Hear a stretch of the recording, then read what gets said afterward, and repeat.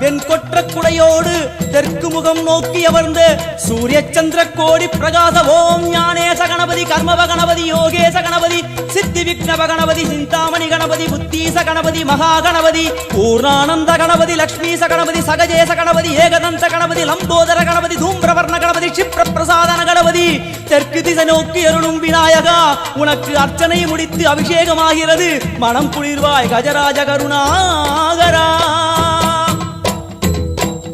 படையல் வைத்தே பூஜை செய்தோம் எங்கள் கணநாதா